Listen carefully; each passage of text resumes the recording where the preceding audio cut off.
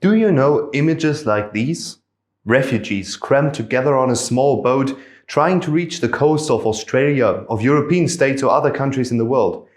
What do you feel when you see pictures like these? Is it empathy or compassion, or is it fear and skepticism? Today I would like to talk about what images and videos have to do with international politics. Visuals have become increasingly important to all of us in the recent years. The digital revolution enhanced the speed of the distribution and circulation of images. And the technological innovations allow us all to produce pictures and videos every time and everywhere. That's why scholars like W.J.T. Mitchell called out a pictorial or visual turn towards a century that is not merely influenced by texts and words, but by visuals. Professor Roland Bleiker from the University of Queensland is one of the leading scholars in the field of visual politics. In our interview, he explains what implications of this turn towards the visual are and if we can see the words and visuals as equal sources of information. They are both sources of information, and in some sense images and words are always linked. We can only make sense out of images because of the kind of languages we have to make sense out of the world, including the visual world around us. But at the same time, images obviously work differently from words. For instance, you can convey meaning through images that words cannot. You can read an image that comes out of a Chinese text. You might not be able to read the Chinese language, but you can read the text, or in Spanish, or in Swahili, whichever language. So images in that sense work more directly. They also work often in highly emotional ways. Images give us a sort of a sense of the real, a sense of seeing a situation that words perhaps cannot. So there's something clearly distinct about images. So images seem to have a larger emotional impact on us than words do. As the American writer Susan Sontag once said, images are visual quotations of reality. They give us a sense of what is real and therefore influence us in how we see the world, what we can see at all and what we can or cannot say about it. To understand what this now has to do with politics, we come back to these images. In 2013, Bleiker et al. Analyzed pictures of refugees on title pages of large Australian newspapers over a period of 10 years. They wanted to find out how the mainstream media depicts refugees and what implications that has. What they found out was that only 6% of the pictures depicted refugees as individuals, and the vast majority showed groups of refugees. Now that has big consequences because studies in social psychology, they have shown that people react with empathy to images of individual refugees because they can see a person, they can see perhaps a story, so they can kind of feel empathetic with the victim that's a person because they might think that could be me. But there's studies that show that with every person that's added to an image, that empathy effect goes down and people feel something different than empathy. They feel fear, they feel anger. When they see a mass of, a boat of refugees with 300 refugees on them, they think, they're invading the country, they might take my job. So depicting refugees primarily as massive groups of people at our border has very clear political consequences. So the way visuals depict refugees influences what the political discourse is about: humanitarianism or border control. What our politics and in the end also our policies are about is, beside other factors, influenced by what visuals people see. But let's focus on one particular case now. In 2019, Carola Rackete, a German captain of the private rescue organization Sea-Watch, was denied the entry into Italian harbors for 2 weeks. She had a boat full of refugees and the psychological conditions on board became worse and worse over time. In the end, she decided to enter the harbor of Lampedusa without permission, thereby breaking Italian law. She was arrested immediately, and these pictures of her being taken away by the police went around the world.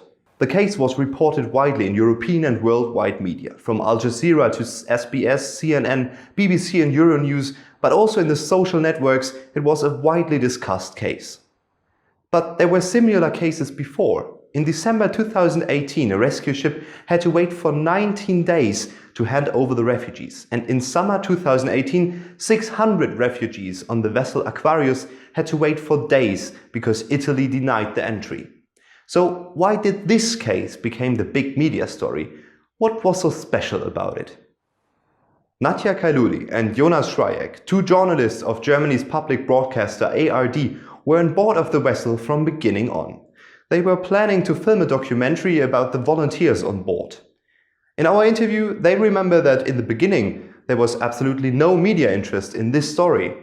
Also erstens haben wir natürlich auch die Frustration so ein bisschen gemerkt. Ne? Wir haben uns auch gedacht, krass, ist doch unfassbar, wir sitzen jetzt hier, es ist Tag 10 und keinen interessiert. Ich meine, wir können doch hier, ne? Aber klar, was will man denn berichten? Da ist ein Schiff, da sitzen Flüchtlinge drauf und die finden keinen Hafen. Das wollte da einfach noch keiner wissen, weil es ja eigentlich auch nichts Neues ist. Das ist ja nicht das erste Schiff, was umgefasst ist. Also ich glaube, das war, nachdem sie dann in die Territorialgewässer eingefahren ist und diesen ohne Erlaubnis, dass dann auf einmal viele Redaktionen, Radiosender, Fernsehprogramme von uns angefragt haben, ob wir schalten können, ob wir Material zufügen können, etc. Und da war dann klar, okay, jetzt ist das Interesse wohl auch in den deutschen Redaktionen angekommen. And from that point on, they had to report for several programs. They did live talks, social media reporting, and sent visuals of the events out in the world. The documentary filmers suddenly became current affair reporters. Also erstmal war es natürlich viel mehr Arbeit für uns, also dass wir sozusagen gleichzeitig drehen, am besten gleichzeitig noch eine Kamera drehen, wie Rakete gerade irgendwie verhandelt und dann schon eine Schalte machen. Ich meine, wir kommen nicht aus der Aktualität, ne? Wir sind keine Korrespondenten oder Live-Reporter von vor Ort, von irgendwelchen Geschehnissen, die gerade passiert sind, ne? The next day, a boat with journalists arrived for an on-board press conference. They also produced visuals that were broadcasted around the world, and the story became bigger. The scene, however, that was most widely featured is the moment the ship enters the harbor and Rackete gets arrested. Nadia and Jonas told me they didn't realize what impact these pictures would later have when they experienced the situation. Ja, es war ja lange Zeit Stille. Und das Einzige, was wir natürlich mitbekommen haben, ist die Berichterstattung in die eigenen Häuser, die wir geleistet haben. Und wir haben halt gesehen, dass auf einmal so eine Pressekonferenz auf dem Schiff stattfand, ja, als da diese ganzen Journalisten kamen. Aber dass dieser heute ja dann historische Moment, ne, wie Carola Rackete da abgeführt wird, in dem Moment war uns das noch gar nicht, auch die Tage danach noch gar nicht so sehr. Most of the reporting in the following was centered around Carola Rackete. She was featured in big German and other European newspapers, and commentators compared her to Greta Thunberg and Alessandria Ocasio-Cortez and celebrated her as a hero, while others, supported by the comments of Italy's right-wing Interior Minister Matteo Salvini, called her a criminal. But why did most of the coverage focus on her? Ich weiß es nicht. Ich weiß nicht, ob es zu Klischee gedacht ist, dass sie eine Frau mit Rasterzöpfen ist, die sich gegen Salvini gelegt hat. So, ja? Ticken wir so simpel, dass das reicht, um ein Thema, was seit 5 Jahren eigentlich nonstop stattfindet, auf einmal wieder zu einem historischen Moment zu machen. One of many methods researchers in visual politics use to analyze visuals is semiology, the study of signs. One basic concept here is the differentiation of signified and signifier. The one being the pure material, such as words, sounds, or visuals, and the other being the meaning, the concept, the abstract level.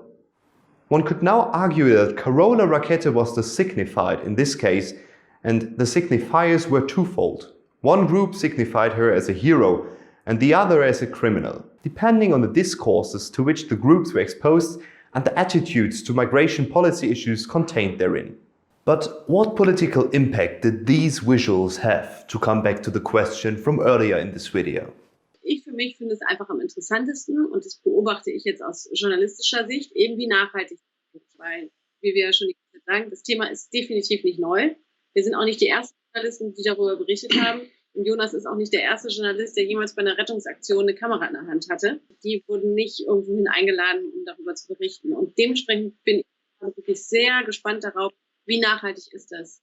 Oder werden wir in 2 Jahren wieder irgendwie aufschreien, sagen, oh mein Gott, guck mal, was da draußen passiert ist. Und dann war es eben nicht Rakete, sondern irgendwie eine Frau, die früher gemodelt hat und sich dann entschieden hat, oh, jetzt werde ich Seenotretterin. Ja, vielleicht ist das dann die nächste Schlagzeile. Ich weiß es nicht.